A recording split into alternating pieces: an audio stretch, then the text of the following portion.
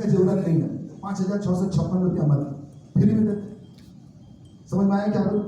यानी ट्रेनर को जैसे ही 10 योद्धा कोई भी ट्रेनर कर लेती है, उसको हम लोग सेलेक्ट कर लेते हैं, अच्छा ये काम कर जाएगी, हो करने लायक है, ये कैपेसिटी बना, तो उसको सिलेक्शन लेटर, आइडेंटिटी कार्ड और क्या दिए, एक एरोफोनिक टावर, ताकि वो प्रशिक्षण करा पाए।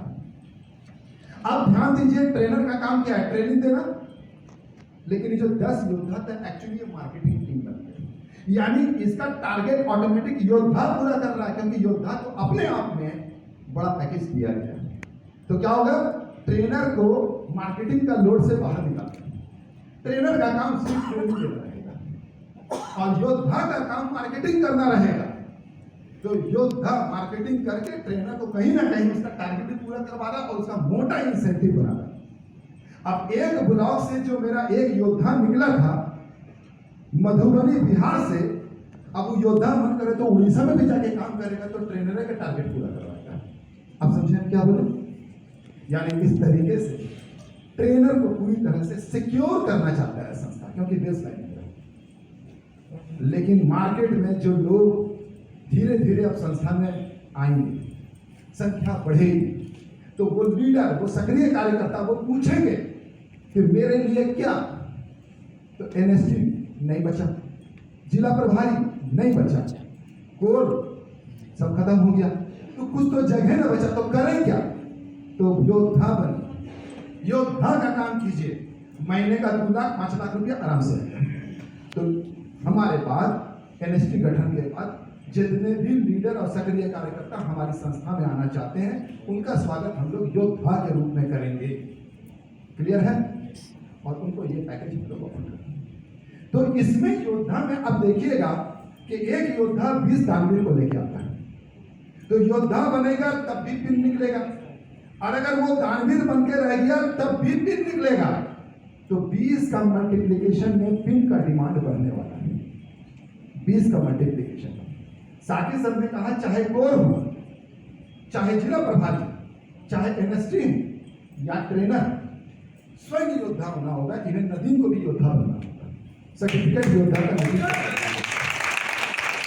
तो मैं भी चाहूंगा अपने 20 लोगों से चंदा दान लूंगा, अपनी मम्मी से लूंगा, जाकर के लेंगे, मामा से, मामी से, मेरी बहन से मांगेंगे चंदा दान, 5 एलईडी बल्ब दे रहे हैं, लाइबिलिटी नहीं बनेगा, टेंशन फ्री होगा। समझिएगा?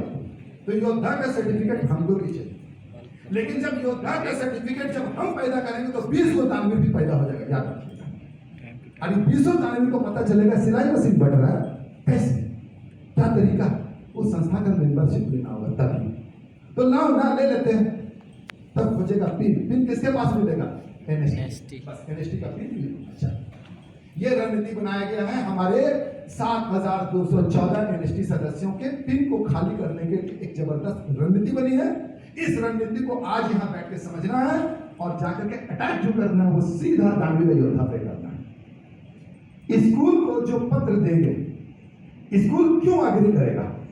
आपके प्रोजेक्ट को लेने के लिए स्कूल को अग्री क्यों करना पड़ेगा? वो बाध्य नहीं, जब तक तो उसके हेड मास्टर को पर्सनल इंटरेस्ट ना। और पर्सनल इंटरेस्ट क्यों पैदा होगा? पर्सनल इंटरेस्ट पैदा होने का 2 कारण। एक तो आप शिक्षा को लेकर बात करने जाएंगे कि सर बच्चों को free of cost aeroponic agriculture की हम लोग ट्रेनिंग देते हैं, ये हो गया पहला प्रस्ताव। और दूसरा प्रस्ताव कि बच्चों और उनके फैमिली गण को, उनके माता पिता को, उनके नेबर्स को हम लोग स्वरोजगार के ऊपर भी बात कर रहे हैं। इसके लिए हमारी संस्था चंदादान है तो समाज सेवा, लेकिन वो जो बैठे हुए हेड मास्टर साहब है ना, वो भी चाहते हैं कि कुछ इनकम आए, 2 पैसा इनकम आए। तो जैसे ही आप प्रस्ताव देते हैं कि सर इस स्कूल में जितना भी चंदा दान होगा और जितने भी योद्धा होंगे, प्रति योद्धा 200 रुपए के हिसाब से सर आप कैलकुलेशन कर लीजिए, आपका स्कूल में 1000 बच्चा पढ़ता है तो 2 लाख रुपया आपका आ जाएगा। तब उनका इंटरेस्ट भी आएगा कि हाँ हाँ बात कीजिए, तब समझ में आ रहा है, तब आपका प्रस्ताव अप्रूव होने में आसानी हो जाएगी। ये हो गया दूसरा बात। तीसरा बात, स्कूल को भी कुछ भेंट दिया जा रहा है कि सर कम से कम स्कूल में अगर 500 योद्धा निकल जाएंगे, 500 बच्चा योद्धा बन जाता है, तो हम स्कूल में 2 इंस्टीट्यूशन देते हैं। पहला देते हैं एरोपोनिक एग्रीकल्चर के लिए 5 टावर के साथ उनको इंस्टीट्यूशन देते हैं सेटअप, साथ में एक मिड ब्रेन एकेडमी का इंस्टीट्यूशन सेटअप देते हैं। 2 चीजों का इंस्टीट्यूशन देते हैं उस स्कूल को। एक एरोपोनिक एग्रीकल्चर के लिए जिसमें 5 टावर दे देते हैं कि यहाँ पर ट्रेनिंग होगी, आप किसी को भी करा सकते हैं। और दूसरा क्या देते हैं, मिड ब्रेन एकेडमी। ये मिड ब्रेन एकेडमी आप लोगों में से बहुत लोग जानते भी होंगे, और अगर जो नहीं जानते मैं बता दूं, मिड ब्रेन एकेडमी एक ऐसी पढ़ाई है जो बच्चों को कराई जाती है और बच्चों का बहुत ही ज्यादा दिमाग का विकास हो जाता है। वो जो बच्चे जो याद नहीं कर पाते थे वो चटपट याद कर लेते हैं। वो जो बच्चे आंख में पट्टी भी बांध दो तब भी वो छू करके बता देंगे कि ये ब्लू रंग है, छू के बता देंगे। वो बच्चों के अंदर एक नई प्रतिभा का विकास करते हैं और उस स्कूल का बच्चा बहुत ही ज्यादा इंटेलिजेंट हो जाता है। जैसे स्कूल ज्यादा मार्क्स गेन करने लगता है कि बच्चे ज्यादा सक्सेस रेट में आते हैं क्योंकि मेमोरी पावर इनहांस हो जाता है। ये मिड ब्रेन एकेडमी का सेटअप में एक खास किस्म का सॉफ्टवेयर, म्यूजिक सिस्टम, कंप्यूटर और ये सारी व्यवस्थाएं देनी होती है जो हमारी संस्था उनको प्रदान करती है स्कूल को, और उसकी टीचर ट्रेनिंग भी कराती है, यानी उसी के स्कूल के एक टीचर को ट्रेन कर दिया जाता है। तो ये मिड ब्रेन एकेडमी का भी सेटअप हम लोग स्कूलों को दे रहे हैं। तो जिन स्कूल से 500 बच्चे योद्धा बनते हैं तो वहां पर एक एरोपोनिक एग्रीकल्चर का पूरा ट्रेनिंग सेटअप और एक मिड ब्रेन एकेडमी का सेटअप। ये एक नई चीज है मिड ब्रेन एकेडमी, और स्कूलों में ये सेटअप ना के बराबर है, शायद ही किसी स्कूल में होगा। तो जब हमारी संस्था की तरफ से ये भेंट स्कूल अथॉरिटी को मिलेगी तो ये स्कूल अथॉरिटी का फायदा, जो प्रिंसिपल को हम लोगों ने 200 रुपया प्रति योद्धा पैकेज दिया वो अलग फायदा, और इन 2 फायदे को दिखा करके हम एक स्कूल में डोनेशन कैंपेनिंग प्रोग्राम स्टार्ट कर सकते हैं और बच्चों को वो स्कूल अथॉरिटी 20-20 लोगों से कहेगी कि चंदा कलेक्ट कर लेना, जैसे कि और भी चंदा माध्यम कलेक्ट किया जाता है। चंदा डोनेशन कैंपेनिंग प्रोग्राम स्कूलों में चलता है, वैसे ही बेरोजगारों के लिए भी चंदा कैंपेनिंग प्रोग्राम चलाया जाता है।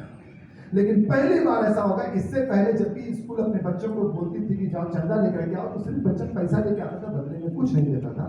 इस बार होगा कि हम लोग सबको एलईडी बल्ब 5 पीस बांटे।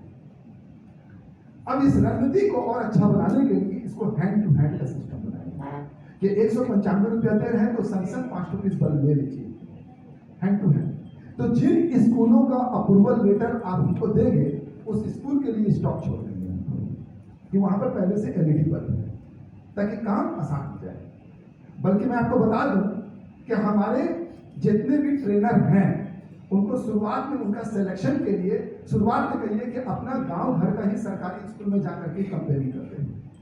सरकारी स्कूल में अगर बच्चों को सिर्फ पता चल जाएगा, गार्जियन को पता चल जाएगा, हम लोगों ने बिहार के सीवान में इसको एक प्रैक्टिकल करवाया है शाहिद जी के द्वारा, और प्रैक्टिकल का रिजल्ट ये आया है कि लोग 195 रुपये करके बोले 10-10 रुपये दे दो और 2 दे रहे हैं। लेकिन हम लोगों ने कंडीशन लगाया है कि एक आधार कार्ड पे एक ही देगा, ज्यादा नहीं। बात समझे?